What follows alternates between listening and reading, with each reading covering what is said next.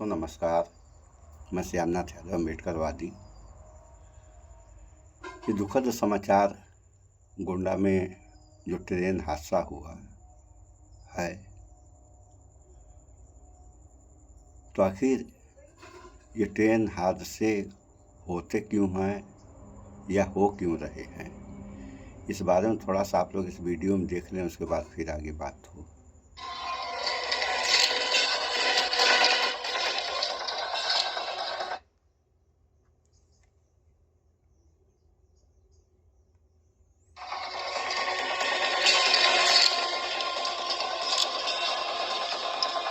गोंडा में आज एक बड़ा रेल हादसा हुआ। सबसे बड़ी बात यहां पर यह कि दोपहर 2:37 पर डिब्रूगढ़ एक्सप्रेस के कई डिब्बे पटरी से उतर गए। सवाल कई खड़े हो रहे हैं, लेकिन सबसे बड़ी बात यह है कि जिस तरीके से प्रशासनिक अमला और रेलवे महकमे ने तत्परता दिखाई, तुरंत ही मोबाइल वैन और एम्बुलेंस तमाम चीजें मौके पर पहुंच गई और जो भी लोग वहां पर घायल थे उनको उपचार के लिए अस्पताल में भर्ती करा दिया गया। लेकिन सबसे बड़ी बात यह है कि शुरुआती कई घंटों की जानकारी करने के बाद लोको पायलट ने जो बात कही है, उसका कहना है कि वहां पर धमाके की आवाज सुनाई दी थी।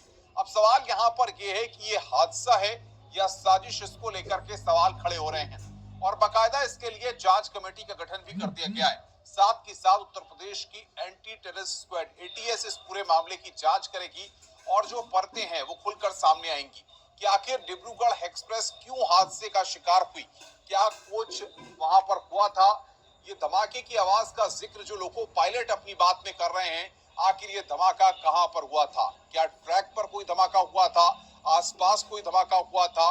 मुआवजे का मरहम जरूर लगा दिया गया है, लेकिन सबसे बड़ी बात यहां पर यह है कि लगातार जिस तरीके से हम देख रहे हैं कि जब इस तरीके की घटनाएं सामने आती हैं तो झकझोर देती हैं, लेकिन घटना के कई बिंदु यहाँ पर ये हैं। लोको पायलट ने जिस तरीके की बात का जिक्र किया, जो प्रत्यक्षदर्शी वहां मौके पर थे वो जो बयान दे रहे हैं, इन सब के बाद ये सवाल जरूर खड़ा हो रहा है कि आखिर इस हादसे के पीछे की बड़ी वजह क्या है। लेकिन जो खुलासा अब न्यूज 18 यहाँ पर करने जा रहा है, वो खुलासा अपने आप में बड़ा है, सबको चौंकाने वाला है।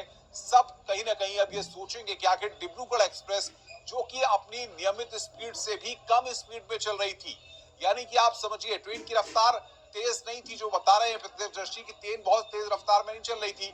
तो जब तेज रफ्तार नहीं थी तो फिर उसके बाद जब धमाके की आवाज लोको पायलट को सुनाई दी, तो अब यहाँ पर जब जांच होगी एटीएस तो उन तमाम परतों को खोलेगी कि क्या लोको पायलट को जो आवाजें सुनाई दी वो कहीं ना कहीं विस्फोट या धमाके की आवाज ट्रैक पर थी या ट्रैक से बाहर थी। ये सबसे बड़ी चीज है और इसको लेकर के जिस तरीके से जो पुलिस के अधिकारी हैं वो भी पूरी जांच पड़ताल में जुटे हुए हैं, जो जिम्मेदार अधिकारी हैं लोकल एडमिनिस्ट्रेशन के, वो भी। तो आप लोगों ने देख सुन लिया। तो जब एक्सीडेंट यानी हादसा हो गया तो चारपाई पर भी घायलों को ले जाया गया, ऐसा भी हम समाचार में देखे थे। तो ये साजिश है या हादसा? हादसा है तो यह सवाल तो पैदा ही होता है कि यह हादसे हो क्यों रहे हैं, और साजिश है तो जहाँ घटना घटी वहाँ के लोकल आदमी तो हादसा करेंगे नहीं। हादसा करने वाले कौन है, कहाँ से आ गए या आ रहे हैं, जांच इस पे होनी चाहिए। और इतनी व्यवस्था, सुरक्षा तंत्र, सारी चीज़ें होते हुए हादसे हो जा रहे हैं। हम देखते हैं कि सुबह सुबह रेलवे का एक कर्मचारी औजार लेकर पैदल पटरी को देखते जाते हैं, और कभी कभी वो चक्का जो है ट्रेन का ही रहता, छोटा सा रहता है, उस पर 2-4 लोग बैठे रहते हैं। पहले लठ जिसे कहते हैं, तो 2 आदमी लठ लेके बैठते थे और उसी लठ से उसको जो है ढगराते थे और ढगराते हुए चला जाता था। अब ये व्यवस्था जो है इंजन की हो गई। अब इंजन लग गया है, इंजन चलाता है उसको। तो इतने के बाद भी यह सब क्यों हो रहा है? और तो और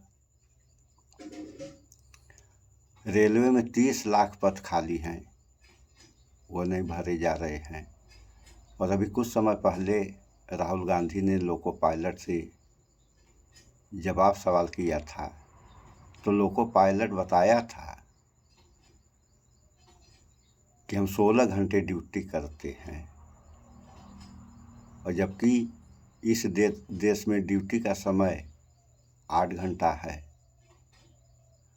और जिस आदमी से 16 घंटा ड्यूटी ली जाएगी तो उसकी क्या दशा होगी? बहुत सी दुर्घटनाएं तो ड्राइवरों के सो जाने से होती होंगी और किसी प्रकार की सुविधा नहीं। तो जिनको सुविधा मिलनी चाहिए इस देश में, उनको सुविधा नहीं मिल रही है, और जिसे नहीं मिलनी चाहिए उसे कैसी कैसी सुविधाएं मिल रही हैं, आप लोग देख ही रहे हैं। तो जो नियम है, नियम का पालन किया जाएगा तो सुधार होगा। अगर नियम का पालन नहीं किया जाएगा तब क्या सुधार होगा? इसको आप लोग जानते ही हैं, और इस पे विचार करें, विचार करते रहें। जब विचार करेंगे तो परिणाम आएगा। तो इस वीडियो में इतना ही। और दुर्घटनाएं होती हैं तो इसमें कितना नुकसान होता है इसका अंदाज़ा लगाना बहुत कठिन है। और मुख्य रूप से 2 प्रकार के नुकसान होते हैं, एक जान का, दूसरा माल का। तो जब सरकारें सो जाएंगी तो सरकार के कर्मचारी क्या करेंगे? इस पर भी विचार करें आप लोग। तो इस वीडियो में इतना ही। स्वच्छता अपनाएं, शुद्ध खाएं, स्वस्थ रहें, शिक्षित बने। जय विज्ञान, जय संविधान। नमस्कार।